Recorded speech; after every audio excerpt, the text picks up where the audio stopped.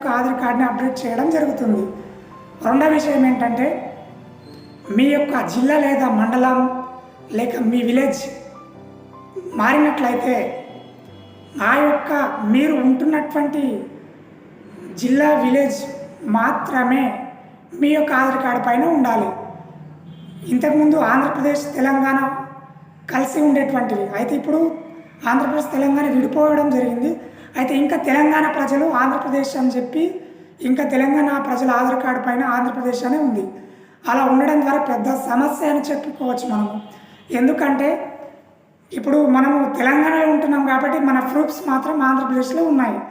కాబట్టి తెలంగాణ ప్రభుత్వం ఏదైనా పథకాలు ఇస్తే మనకు అవి మొత్తం పూర్తి స్థాయిలో మనకు చేయడం జరగదు.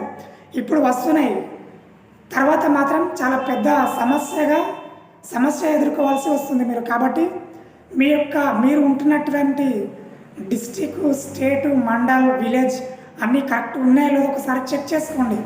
ఒకవేళ కరెక్ట్ లేకుంటే ఆధార్ సెంటర్కి లేదా ఆన్లైన్ సెంటర్కి వెళ్తే వాళ్ళు అప్డేట్ చేస్తారు, కరెక్షన్ చేస్తారు అన్నట్టు. అయితే మూడవ విషయం ఏంటంటే, మీరు ప్రతి 3